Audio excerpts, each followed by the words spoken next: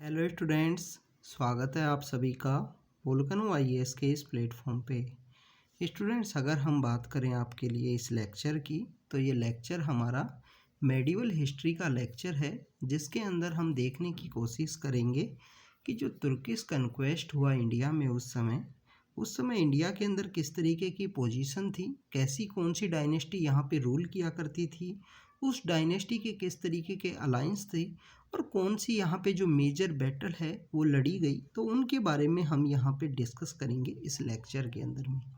Basically student, Turkish conquest को समझने से पहले हमको उससे पहले जो बैकग्राउंड वहाँ पे था, जो बैकग्राउंड सिचुएशन थी, उसके बारे में हमें पता होना चाहिए कि कौन कौन सी यहाँ पे डायनेस्टी हुआ करती थी, वो किस तरीके से रूल किया करते थे।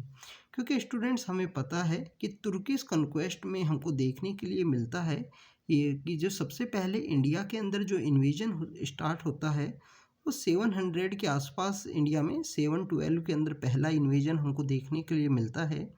उसके बाद में समय समय पे इंडिया में जो इन्वेजन्स हैं, जो अटैक हैं, बाहर से जो आक्रमण होते हैं, उनकी जो सिचुएशंस है वो क्रिएट होती हैं। समय समय पे काफ़ी सारे जो आक्रमण हैं वो होते हैं, जिसके अंदर जो पहला, अगर हम बात करें, जो मेजर इंडिया में जो इन्वेजन हुआ वो गजनी के द्वारा किया गया। मेजर जो इन्वेजन है इंडिया के अंदर जो किया गया था, गजनी के द्वारा किया गया। और गजनी के इस जो गजनी के द्वारा जो इंडिया के अंदर जो यहाँ पे इन्वेजन हुए हैं, उनको बेसिकली बताया जाता है कि गजनी ने टोटल 17 बार यहाँ इंडिया के ऊपर अटैक किया। 17 बार मीन्स ये नहीं है कि किसी एक ही डायनेस्टी के ऊपर उन्होंने 17 बार अटैक किया हो। ये उनके जो अटैक है डिफरेंट डिफरेंट डायनेस्टीज के थ्रू देखने के लिए मिलते हैं। तो बेसिकली स्टूडेंट्स, 1025 के समय में, 1025 के समय में ये अटैक करते हैं। गुजरात में जो सोमनाथ नाम का मंदिर हुआ करता था वहाँ पे, और काफ़ी सारा जो सोमनाथ मंदिर से काफ़ी सारा जो मनी है, जो प्रॉपर्टी है, जो ज्वेलरी है, ये लेके गए हैं। क्योंकि हमारे लोगों के द्वारा जो एक डोनेट किया जाता था टेंपल के अंदर में, और टेंपल से ये जब इतना सामान जब ये लूट के लेके गए, तो यहाँ पता लगा कि इंडिया के अंदर बेसिकली जो प्रोस्पेरिटी है वो काफ़ी सही है। जो सिंधु नदी के जो ईस्टर्न साइड के जो लोग हैं, उनके अंदर बेसिकली वहाँ सोना चांदी है, जो गोल्ड है, जो सिल्वर है, वो काफ़ी ज़्यादा है। तो अटैक करने की ज़रूरत है, क्योंकि यहाँ पे जो प्रोस्पेरिटी है उसको आपको गेन कैप्चर करना हर कोई डायनेस्टी, हर कोई एक एडमिनिस्ट्रेटर है वो चाहेगा उस समय का। अगर हम बात करें प्रेजेंट समय में भी, आपको वर्ल्ड का अगर कोई भी पॉलिटिकल ऑर्डर आप देखते हो, तो मैक्सिमम जो बिग पावर्स हैं उनका रोल यही होता है कि वो जो स्मॉल कंट्रीज हैं उनको अपने कंट्रोल में रखना चाहते हैं। तो ऐसा ही हमको देखने के लिए मिलता है कि मोहम्मद गोरी यहाँ पे अटैक करते हैं, और 1025 के समय में ये यहाँ पे जो सोमनाथ का जो मंदिर है गुजरात के अंदर, उसको ये कैप्चर करेंगे। तो स्टूडेंट्स, हम सबसे पहले जो समझने की यहाँ पे कोशिश करते हैं कि जब मोहम्मद गोरी का यहाँ पे अटैक होता है, उससे पहले यहाँ पे जो बैकग्राउंड में जो डेवलपमेंट किस तरीके से हुआ, कौन कौन सी जो डायनेस्टी हैं वो रूल करती हैं। तो सबसे पहले स्टूडेंट्स, हम बात करेंगे 7वीं और 8वीं शताब्दी के बारे में। 7th and 8th सेंचुरी के समय में हमको पता है कि उत्तर प्रदेश में एक सिटी हुआ करती थी, कन्नौज। कन्नौज नाम की एक सिटी हुआ करती थी। इस कन्नौज नाम की सिटी के लिए 3 डायनेस्टी हैं, वो इसको टेक ओवर करने के लिए लड़ाई करती हैं। हमें पता है कि जो कन्नौज नाम की जो सिटी है, ये अपनी प्रोस्पेरिटी यहाँ पे गेन करती है हर्षवर्धन के समय में। इन 3 डायनेस्टीज़ के रूल से पहले हर्षवर्धन की डायनेस्टी होती है। हर्षवर्धन बेसिकली हरियाणा से होते हैं, और उनकी जो बहन है वो कन्नौज में उनकी शादी होती है। बहन के जो पति हैं, बहनोई की डेथ होने के बाद में शशांक नाम के एक रूलर होते हैं बंगाल के, वो उनको मार देते हैं।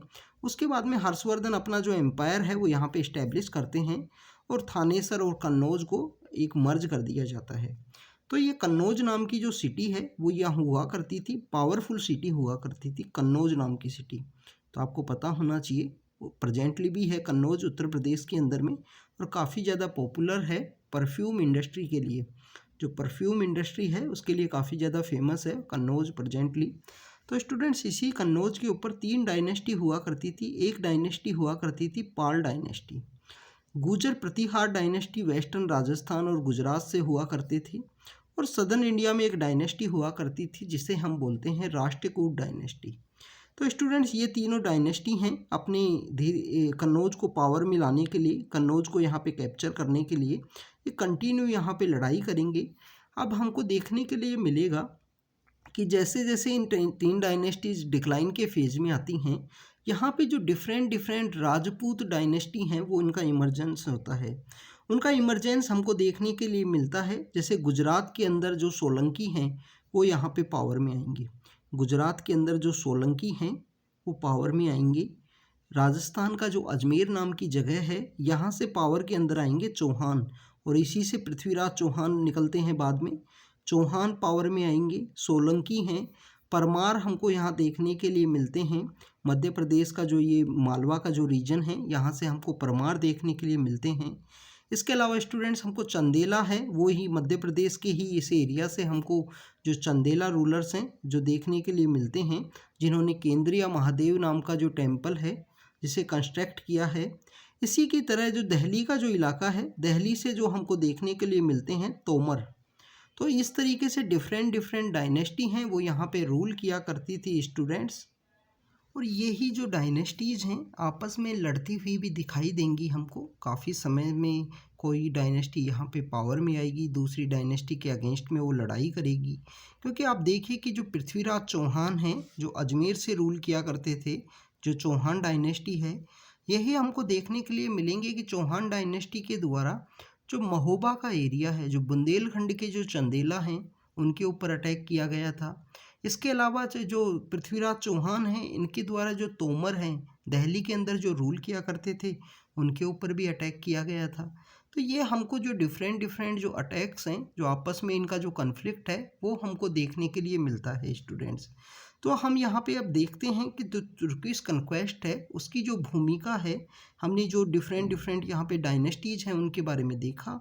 अब तुर्किश कन्क्वेस्ट के समय इस समय इंडिया में क्या बैकग्राउंड अपडेट हो रहा था उसके बारे में अगर हम समझने की कोशिश करें, तो जैसे ही गजनी का पंजाब के ऊपर अटैक हुआ था और गजनी यहाँ पे बेसिकली काफ़ी सारा जो सामान है, काफ़ी सारा जो मनी है, पैसा है, वो लेके गए। तो उसके साथ ही यहाँ पे कंटिन्यू काफ़ी सारे जो अटैक्स हैं वो हमको देखने के लिए मिलते हैं कि गजनी के जितने भी सक्सेसर थे वो यहाँ पे गंगेटिक वैली के अंदर अटैक कर रहे थे, कभी वो राजपूताना के अंदर अटैक करते थे।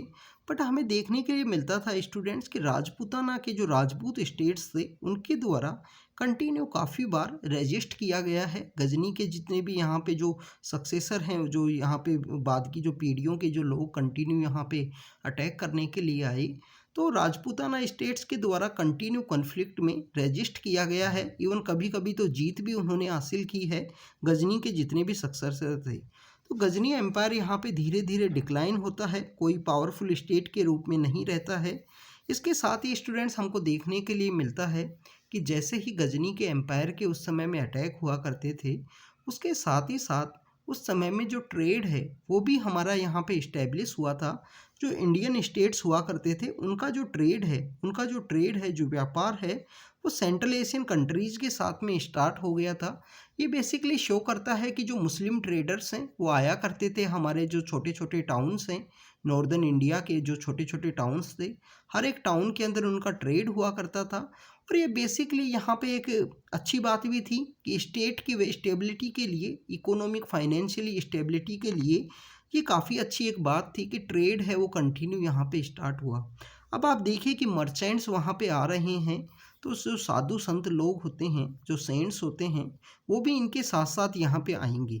गजनी का अटैक हुआ इंडिया में, अटैक होने के साथ साथ हमको देखने को मिलता है जो ट्रेड है वो यहाँ पे स्टार्ट होता है सेंट्रल एशिया के साथ में। और ये जब सभी लोग आ रहे हैं तो साधु संत लोग भी आएंगे।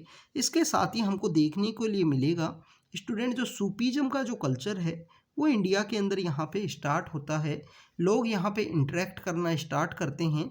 और ये सूफीज़म आपको जो लेटर फेज है, जो 13 एंड 14 सेंचुरी का जो समय है, जब दिल्ली सल्तनत बिल्कुल कम्प्लीटली इस्टेब्लिशमेंट में आती है, तो उस समय में आपको देखने को लिए मिलेगा कि सूफीज़म के कल्चर के निजामुद्दीन औलिया हैं, ख्वाजा मोइनुद्दीन चिश्ती की जो दरगाह है, ऐसे काफ़ी सारे जो आपको जो सूफ़ी सेंट्स हैं वो इंडिया के अंदर देखने के लिए मिलेंगे।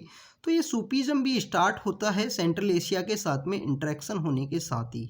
स्टूडेंट्स इसी समय में एक अपडेट हमको देखने के लिए मिलता है, जो सबसे जो सेंट्रल एशिया के सबसे टच में जो सबसे बड़ा शहर हुआ करता था, सबसे पहले जिससे कनेक्ट होते थे, वो लाहौर नाम का जो सिटी था वो था। तो इसी लाहौर नाम की सिटी में देखने के लिए मिलता है कि लाहौर ये बेसिकली एक कल्चरल सेंटर बन जाता है। लाहौर बेसिकली एक centre of the Arabic and Persian language के एक सेंटर के रूप में इमर्ज होता है यहाँ पे। लाहौर प्रेजेंट समय में बताया जाता है कि लाहौर बेसिकली एक कल्चरल सिटी है, काफ़ी ज़्यादा फेमस सिटी है, पाकिस्तान के अंदर सिचुएटेड है, अमृतसर से काफ़ी पास है लाहौर। स्टूडेंट्स, इसके साथ ही हमको देखने के लिए मिलता है कि इस तरीके से इंडिया के साथ में जो इंटरेक्शन है, जो सेंट्रल एशिया का जो ट्रेड के साथ में, जो सूफीज़म के साथ में जो इंटरेक्शन यहाँ पे स्टार्ट होता है, इवन हिंदूज़ जो पर्सन है वो यहाँ पे सूफीज़म के साथ में जो इन्फ्लुएंस है उनके ऊपर भी देखने के लिए मिलता है। तो स्टूडेंट्स, इसी के साथ में कुछ पॉलिटिकल सिचुएशन है वो भी चेंज होती है सेंट्रल एशिया के अंदर में, क्योंकि हमें पता है जो गजनी नाम का जो एम्पायर हुआ करता था ये यहाँ पे एक स्ट्रॉन्ग एम्पायर नहीं होता है, वो डिक्लाइन यहाँ पे करता है।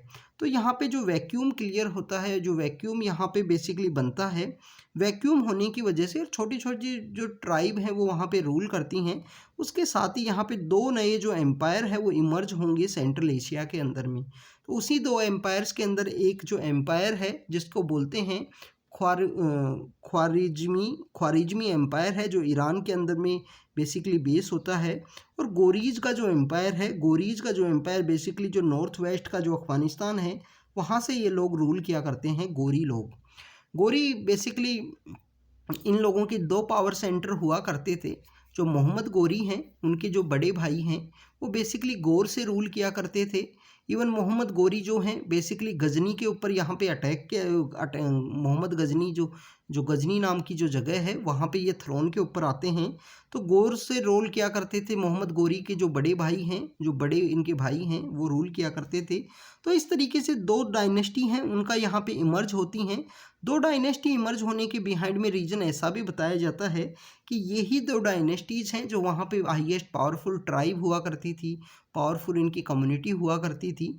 ये लोग यहाँ पे पावर में आएंगे क्योंकि जो छोटी छोटी जो ट्राइब हैं और जो वैक्यूम यहाँ पे क्रिएट हुआ था गजनी का जो एम्पायर है उसके यहाँ पे डिक्लाइन के बाद में हमको देखने के लिए मिलता है कि कोई बड़ा जो लीडर है वो आना श्योर था वैक्यूम को फुलफिल करने के लिए।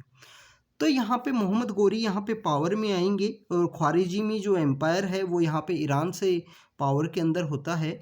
इन दोनों एम्पायर्स के बीच में आपस में जो कंटेंशन है, बोन ऑफ कंटेंशन, एक सिटी होती है, एक एरिया होता है जिसे खोरासन बोलते हैं। खोरासन नाम की जो जगह है यहाँ पे बेसिकली एक कन्फ्लिक्ट होता है गौर एम्पायर के बीच में और ख्वारिज़मी जो एम्पायर है उसके मध्य में एक बोन ऑफ कंटेंशन के रूप में प्ले करता है खोरासन। तो दोनों डायनेस्टी हैं वो खोरासन को यहाँ पे कैप्चर करना चाहती हैं। बट आपको देखने के लिए मिलेगा स्टूडेंट्स कि खोरासन को वो जो कंट्रोल है, ख्वारिज़मी जो एम्पायर है वो ये खोरासन को यहाँ पे अपने कैप्चर में लेके आता है। और खोरासन को अपने कैप्चर में लाने के साथ ही आपको देखने के लिए मिलेगा कि स्टूडेंट्स जो बेसिकली जो गौर एम्पायर है, जो गोरी हैं, गौर एम्पायर के लिए सबसे बड़ी सिचुएशन यहाँ पे क्रिएट होती है कि अब उनके लिए जो सेंट्रल एशिया से अपना जो कनेक्टिविटी है वो बेसिकली वो नहीं इस्टेब्लिश कर सकते। तो अब सेंट्रल एशिया के साथ में अपना जो कनेक्टिविटी है या अपना जो एम्पायर का जो एक्सपेंड है वो नहीं करने की वजह से वो अपना यहाँ पे जो कम्प्लीटली जो ध्यान है, कम्प्लीटली जो कंसंट्रेशन है वो इंडिया की तरफ लगाना चाहेंगे कि वो इंडस नदी को क्रॉस करना चाहेंगे कि जो सदर्न पार्ट है वहाँ पे वो जाएं कि जहाँ से गजनी है, गजनी वहाँ से काफ़ी सारा जो सामान है, काफ़ी सारा जो प्रोस्पेरिटी है वो लेके आए थे। तो क्यों ना हम भी अपना एम्पायर है वो इंडस के ईस्टर्न एरिया की तरफ एक्सपेंड करें। तो यहाँ पे जो मोहम्मद गोरी हैं जिनको बेसिकली शहाबुद्दीन मोहम्मद के नाम से भी जाना जाता है, तो शहाबुद्दीन जो मोहम्मद हैं जिनको मोहम्मद गोरी कहा गया है वो 1173 के समय में पावर में आएंगे। 1173 का जो समय है उस समय में ये पावर के अंदर आएंगे गजनी के अंदर में। और गौर से इनके जो बड़े भाई हैं वो रूल किया करते थे। अब ये अपना जो मार्च है वो इंडिया की तरफ स्टार्ट करते हैं क्योंकि हमें देखा कि खोरासन जो बोन ऑफ कंटेंशन था वो ख्वारिज़मीज़ के द्वारा कैप्चर कर लिया गया। तो गोरीज जो हैं अपना जो एम्पायर का एक्सपेंसन है वो इंडिया की तरफ यहाँ पे स्टार्ट करेंगे। इंडिया की तरफ अपना जो एक्सपेंसन है उसको स्टार्ट करने के साथ ही ये सबसे पहले अगर हम बात करें, अगर गोरीज की अगर हम बात करें स्टूडेंट्स, तो गोरीज यहाँ पे जो इंडिया के अंदर आएंगे तो सबसे पहले ये जो अपना एम्पायर का जो एक्सपेंड स्टार्ट करते हैं ये यहाँ पे जो अपना एम्पायर का एक्सपेंड, ये गुजरात जो सिंध का जो रीजन है वहाँ से ही अपना एम्पायर को एक्सपेंड करना स्टार्ट करते हैं। गुजरात और सिंध से जब ये अपना स्टार्ट करेंगे, पहले ये सबसे पहले इनकी जो लड़ाई है वो यहाँ पे जो भाटी राजपूत जो होते हैं जैसलमेर से जो रूल किया करते थे उनके साथ में इनकी लड़ाई होती है। फिर रेगिस्तान को क्रॉस करके ये गुजरात की तरफ जाते हैं। बट स्टूडेंट्स, हमें देखने के लिए मिलता है कि 1178 के समय में जब ये गुजरात के ऊपर अटैक करते हैं तो वहाँ के जो सोलंकी राजपूत हुआ करते थे, उन सोलंकी राजपूत के द्वारा मोहम्मद गोरी को एक करारी हार है, एक डिफीट है, वो यहाँ पे देखने के लिए मिली। और यहाँ पे इनकी इस तरीके से इनको डिफीट देखने के लिए मिलती है कि ये बैटल फील्ड को, जो माउंट आबू के पास एक बैटल लड़ी जाती है गुजरात के जो रूलर्स हुआ करते थे उनके साथ में, तो 1178 की इस बैटल में माउंट आबू के पास, ये माउंट आबू का जो बैटल ग्राउंड है उसको ये छोड़ के भागते हैं। और काफ़ी लकीली वे में, काफ़ी भाग्यशाली थे कि ये यहाँ बैटल के रूप में कैप्चर नहीं किए गए, नहीं इनकी वहीं पे डेथ होना श्योर थी। तो सोलंकी राजपूत के द्वारा इनको यहाँ पे डिफीट किया जाता है 1178 के समय में। अब इस डिफीट के साथ ही, जैसे भी अपना कोई एग्ज़ाम जब क्लियर नहीं होता है तो हम यहाँ पे समझ जाते हैं कि अब अपने को जो स्ट्रेटजी है वो चेंज करने की ज़रूरत है।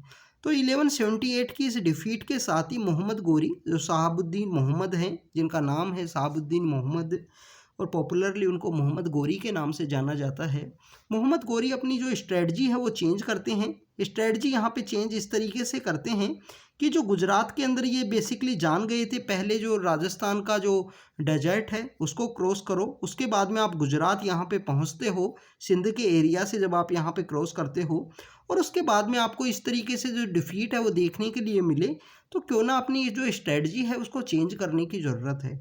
तो इन्होंने सोचा कि जो दूसरा जो फ्रंट है इंडिया में, जो बेसिकली एंट्री का जो दूसरा फ्रंट है, जिसे बेसिकली जो पंजाब फ्रंट बोला गया है, क्यों ना पंजाब के फ्रंट के थ्रू यहाँ पे जो अपना एक एम्पायर है उसको एक्सपेंड करने की कोशिश की जाए। तो सबसे पहले स्टूडेंट्स ये पंजाब के थ्रू अपना एक नया बेस ग्राउंड ये बनाना चाहते हैं, क्योंकि इन्होंने समझा माउंट आबू के अंदर जो 1178 के अंदर इनकी डिफीट हुई थी, तो इन्होंने उस समय में नेसेसरी एक समझी कि एक सूटेबल बेस होना काफ़ी ज़्यादा ज़रूरी है। तो एक नए रूट के थ्रू, ये पंजाब के थ्रू यहाँ पे एंट्री की कोशिश करते हैं। 1190 के समय में गोरी यहाँ पे जो पेशावर नाम की जो जगह है, जो लाहौर है, जो सियालकोट है, इन सब एरियाज़ को यहाँ पे कैप्चर करते हैं। ये प्रेजेंट समय में जो पाकिस्तान का जो सिटीज़ हैं, पेशावर है, लाहौर है एंड जो सियालकोट है, इनको ये यहाँ पे कैप्चर करते हैं। स्टूडेंट्स, उसी समय में नॉर्दर्न इंडिया में जो डायनेस्टीज यहाँ पे पावर के अंदर में थी वो थे अजमेर से रूल करने वाले चौहान यहाँ पे पावर के अंदर में थे, क्योंकि चौहान्स ने रिसेंटली उसी समय में जो दिल्ली के जो तोमर हैं उनको डिफीट किया था। जो राजस्थान के अजमेर से ये रूल करते हैं, जयपुर के पास ही एक शहर है अजमेर, वहाँ से ये रूल किया करते थे। तो इन्होंने दिल्ली के जो तोमर हैं उनको डिफीट किया। बुंदेलखंड के जो चंदेला होते थे उनको महोबा की बैटल के अंदर डिफीट किया था चौहान्स के द्वारा। बट महोबा की उस बैटल के समय में चंदेला रूलर्स के दो यहाँ पे बेसिकली सोल्जर हुआ करते थे, आला एंड उदल। आला एंड उदल के बारे में आपको ज़रूर पता होना चाहिए स्टूडेंट्स, अगर आप बुंदेलखंड रीजन से बिलोंग करते हो तो काफ़ी ज़्यादा अपना जो सेक्रीफाइस है, जो वेलोर है, इन्होंने अपनी बैटल के अंदर शो किया था आला एंड उदल्स के द्वारा। ये जो बेसिकली सोल्जर्स हुआ करते थे महोबा के। स्टूडेंट्स, जब चौहान रूलर्स की जो पावर है इस तरीके से यहाँ पे बढ़ने लगी, तो इन्होंने गुजरात के अंदर भी अपना जो एम्पायर है एक्सपेंड करने की सोची। अब अपना गुजरात के अंदर जब ये गए तो गुजरात के रूलर्स बेसिकली वो ही रूलर्स हैं जिन्होंने मोहम्मद गोरी को डिफीट किया था। तो यहाँ पे गुजरात के रूलर हुआ करते थे भीमा सेकंड जो रूलर थे, भीमा सेकंड के द्वारा यहाँ पे पृथ्वीराज चौहान को डिफीट किया गया गुजरात के अंदर में।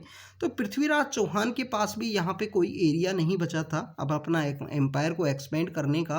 तो उन्होंने अपना जो एम्पायर है, अपना जो ध्यान है वो कम्प्लीटली पंजाब के ऊपर लगाना स्टार्ट किया कि क्यों ना अपना जो ध्यान है वो कम्प्लीटली पंजाब के ऊपर लगाया जाए, और पंजाब के ऊपर अपना जो कंसंट्रेट करते हैं और ये नॉर्दर्न इंडिया की तरफ मार्च करना स्टार्ट करते हैं। तो यहीं पे स्टार्ट होती है स्टूडेंट्स जब बैटल ऑफ तराइन, उसको बैटल ऑफ तरेन के नाम से भी जाना जाता है। ये बेसिकली अगर हम बात करें बैटल की, वहाँ अगर सेंट्रल एशिया से जो उस समय में मोहम्मद गोरी हैं, जो शहाबुद्दीन मोहम्मद हैं, वो इंडिया के लिए मार्च कर रहे थे। उन्होंने जो सियालकोट है, लाहौर है, जो पेशावर है, उसको उन्होंने कैप्चर कर लिया था। अब वो बेसिकली यहाँ पे अगर हम बात करें कि जो सतलुज नाम की जो नदी है उसको वो क्रॉस करना चाहते थे। इधर अगर हम बात करें कि जो इंडिया है, इंडिया में जो नॉर्दर्न इंडिया में जो यहाँ पे जो चौहान हैं अजमेर के, इन्होंने जो दिल्ली को कैप्चर किया, गुजरात में इनकी डिफीट हुई, बुंदेलखंड इन्होंने जीत लिया। तो इनके पास भी पंजाबी नाम का एक जगह है वो बची थी कैप्चर करने के लिए। तो ये पंजाब के लिए अपनी मार्च स्टार्ट करते हैं। तो दोनों की बेसिकली अपनी एडमिनिस्ट्रेटिव पॉलिसी की वजह से ये कन्फ्लिक्ट के अंदर में आते हैं।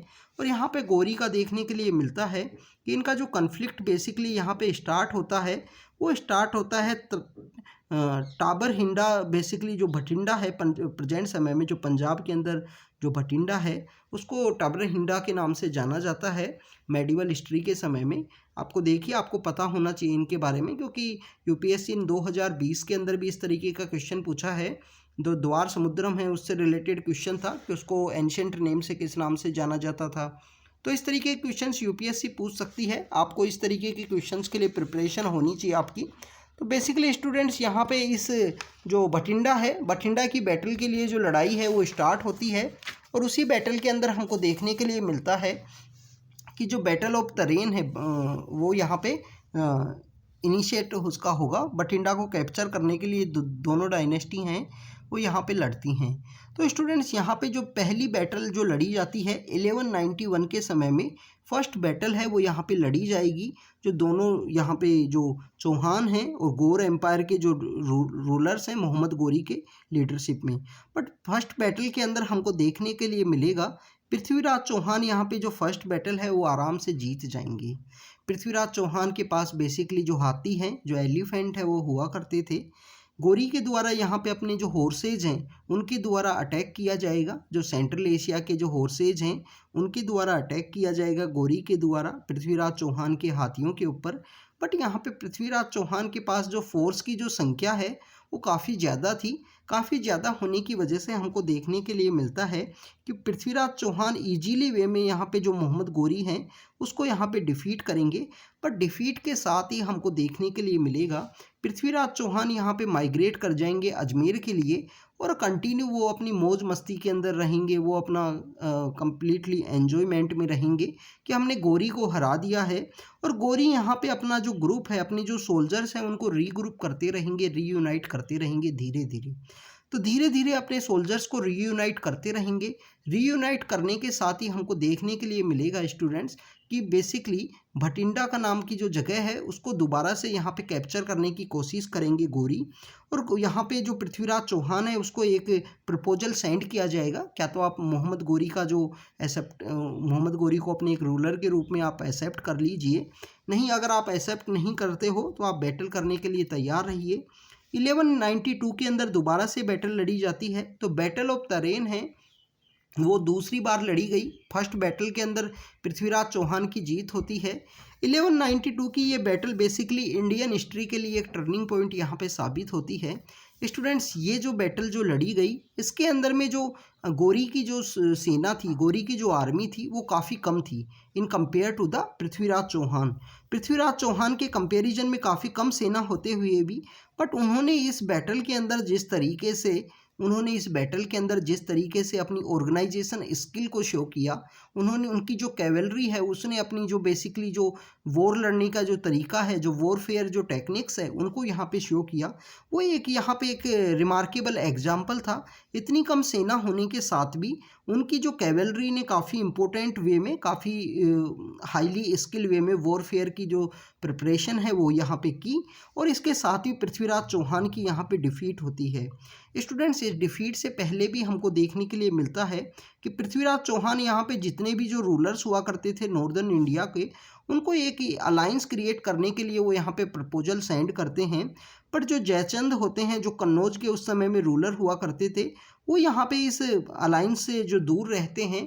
उसके बिहाइंड की कुछ स्टोरी है कि जयचंद की जो बेटी है, जो संयोगिता है, और पृथ्वीराज चौहान है, उनके जो बिटवीन कुछ लव अफेयर था, उसकी वजह से कुछ कहा गया है ऐसा।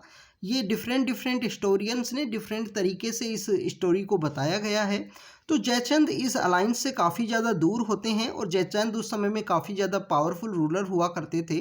तो स्टूडेंट्स उस समय में हमें देखने को मिलता है कि पृथ्वीराज चौहान काफ़ी ज़्यादा अकेले होते हैं और उनकी जो बैटल, जो अगर हम बात करें जो बैटल लड़ने की जो टेक्निक्स थी, उनके जो जनरल हुआ करते थे, जो जनरल्स थे वो भी बेसिकली जब 1191 की जब यहाँ पे जीत हुई, तो जीत के साथ ही पृथ्वीराज चौहान ने उनको ऐसे जो नॉर्मल अफेयर्स हैं उनके अंदर उनको लगा दिया गया, बैटल के लिए उनको प्रिपेयर नहीं किया गया। क्योंकि और उस समय में जो मोहम्मद गोरी है अपने आप को धीरे धीरे यूनाइट करता रहा वहाँ पे। तो यहाँ पे हमको देखने के लिए मिलता है कि 1192 की जो बैटल है उसके अंदर एक तो अलायंस क्रिएट नहीं हो पाया पृथ्वीराज चौहान के साथ में, जो मैक्सिमम जो किंग्स हैं वो नहीं आए साथ में। जयचंद जो उस समय पावरफुल रूलर थे वो यहाँ से दूर रहते हैं। इसके अलावा हमको देखने के लिए मिलता है कि 1192 की इस बैटल में अगर हम वॉरफेयर टेक्निक की बात करें तो वॉरफेयर टेक्निक में भी जो पृथ्वीराज की जो सेना है वो यहाँ पे इन्फीरियर हुआ होती थी।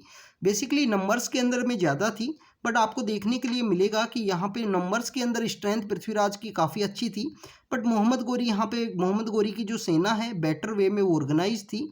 और जो तुर्किश कैवलरी ने जो रोल प्ले किया ऑर्गेनाइजेशनल स्किल के रूप में, वो यहाँ पे एक रिमार्केबल एग्जाम्पल हुआ। और पृथ्वीराज चौहान की यहाँ पे डिफीट होती है। पृथ्वीराज चौहान बैटल ग्राउंड छोड़ के जाते हैं, उनको कैप्चर कर लिया जाता है सरस्वती के पास में। और उसके साथ कैप्चर करने के साथ में जो नॉर्दर्न इंडिया के जो पार्ट हैं जिसमें हांसी है, सरस्वती है, ऐसे कुछ एरियाज हैं वो यहाँ पे कम्प्लीटली कैप्चर हो जाते हैं तुर्किश जो सेना है उसके साथ ही। पृथ्वीराज, ऐसा कुछ हिस्टोरियंस ने ऐसा भी बताया है कि पृथ्वीराज चौहान को कुछ समय के लिए रूल करने के लिए अलाउ किया गया था कि आप यहाँ अजमेर से रूल कीजिए। क्योंकि उस समय के कुछ कॉइन्स ऐसे देखने के लिए मिलते हैं कि कॉइन के वन साइड में जो पृथ्वीराज देवा के नाम से नाम लिखा गया है पृथ्वीराज का, और दूसरे साइड में ऐसा कॉइन देखा गया है सिर मोहम्मद साइम के नाम से, जो हम बात करें कि जो मोहम्मद गोरी हैं उनका नाम लिखा गया है। तो ये यहाँ पे शो करने की कोशिश की गई है, कुछ हिस्टोरियंस के द्वारा ऐसा दावा किया गया है कि कुछ समय के लिए पृथ्वीराज चौहान को यहाँ पे अलाउ किया गया था कि आप अपना रूल कीजिए। कुछ हिस्टोरियंस ने बताया है कि पृथ्वीराज चौहान को जो मार दिया गया था बैटल ग्राउंड में ही। कुछ हिस्टोरियंस ने बताया है कि पृथ्वीराज चौहान को बाद में मारा गया है।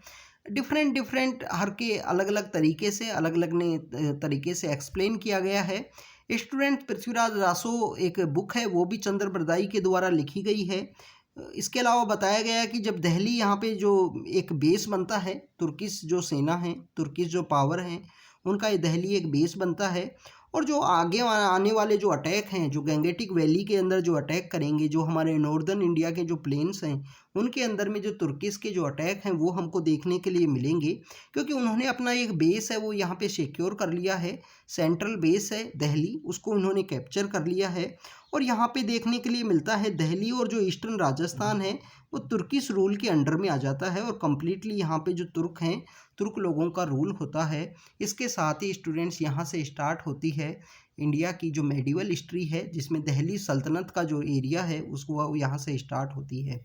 नेक्स्ट चैप्टर के अंदर हम देखेंगे कि तुर्किश यहाँ पे जो गंगेटिक वैली है, जो हम बात करें जो बंगाल का जो रीजन है, जो बिहार का जो रीजन है, उसमें किस तरीके से वो अटैक करते हैं, किस तरीके से वो यहाँ पे कौन कौन सी लड़ाइयाँ लड़ते हैं, कन्नौज को वो जयचंद को किस तरीके से कैप्चर करते हैं, तो उनके बारे में हम नेक्स्ट लेक्चर के अंदर देखेंगे। अभी तक के इस लेक्चर में हमने बैटल ऑफ तराइन के बारे में देखा कि बैटल ऑफ तराइन जिसके अंदर पहली जो बैटल है जो बठिंडा के पास ये बैटल लड़ी जाती है, कुरुक्षेत्र जो हरियाणा का जो एरिया है, प्लेन्स का जो एरिया है, तो पहली बैटल के अंदर पृथ्वीराज चौहान की जीत होती है। दूसरी बैटल के अंदर हमको देखने के लिए मिलता है कि यहाँ पे पृथ्वीराज चौहान की डिफीट होती है और तुर्किश रूल का इंडिया के अंदर स्टार्ट होता है, इनिशिएशन होता है। तो इसलिए ही बैटल ऑफ तराइन को turning point of Indian history के रूप से देखा गया है, मेडिवल इंडिया के पॉइंट ऑफ व्यू से। तो ये सब हमने कुछ देखा स्टूडेंट्स। पृथ्वीराज चौहान की अगर हम गलतियों को एनालाइज करें, उनकी गलतियाँ ये थी कि उन्होंने बेसिकली रीयूनाइट होने दिया, एक लॉन्ग टर्म का जो विजन है वो नहीं देखा। यहाँ पे जो हम बात करें जो लाहौर का जो रीजन है, जो पेशावर है, वहाँ से कभी भी उन्होंने जो तुर्किश जो पावर उस समय हुआ करती थी उनको निकालने की नहीं सोची। उन्होंने जैसे ही बैटल के अंदर उनको डिफीट किया वो अजमेर वापस लौट आए और अपने जो उनके जनरल हुआ करते थे उनको भी उन्होंने जो दूसरे काम हैं उनके अंदर लगा दिया, जिसके अंदर स्कंद नाम के एक गवर्नर हुआ करते थे, गोविंद नाम के एक उनके गवर्नर हुआ करते थे। जो जनरल थे जिनकी वॉर स्किल्स काफ़ी अच्छी हुआ करती थी, उनको भी उन्होंने जो मेजर जो लड़ाई है उसके लिए उन्होंने नहीं प्रिपेयर किया। तो ये उनकी कुछ गलतियाँ हुई पृथ्वीराज चौहान की। तुर्किश रूल की अगर हम बात करें क्या उनके पॉजिटिव एस्पेक्ट रहे, तुर्किश बेसिकली जो गोरी की जो सेना थी उनकी जो वॉर स्किल है वो काफ़ी अच्छी थी। इवन जो गोरी की जो कैवेलरी है उसने काफ़ी रिमार्केबल जो रोल है वो प्ले किया कंप्लीट बैटल के अंदर में। तो ये कुछ हमको यहाँ पे देखने के लिए मिलते हैं। स्टूडेंट्स इसी कैवेलरी के दम पे जो यहाँ पे तुर्किश रूल है, कंप्लीटली गंगेटिक वैली है, बिहार है, बंगाल है, इस रीजन को कैप्चर करेंगे। और इस रीजन को कैप्चर करने के साथ ही यहाँ पे जो गोरी है उनकी डेथ होती है। और 1206 में जो गुलाम वंश है, जो स्लेव डायनेस्टी है, उसका इस्टेब्लिशमेंट आएगा कुतुबुद्दीन ऐबक के साथ में। क्योंकि कुतुबुद्दीन ऐबक बेसिकली लड़ाई के समय में भी वो काफ़ी इंपॉर्टेंट रोल प्ले किया था उन्होंने, बैटल ऑफ तराइन के समय में भी। तो स्टूडेंट्स ये बेसिकली हमारा ये वीडियो था जिसमें हमने तुर्किश रूल के बारे में देखा, तुर्किश कन्क्वेस्ट किस तरीके से हुआ और बैटल ऑफ तराइन किस तरीके से लड़ी गई। तो आप बने रहिए हमारे साथ, हम आपको अपडेट करते रहेंगे इसी तरीके से मेडिवल हिस्ट्री से। तो thank you students, thank you very much.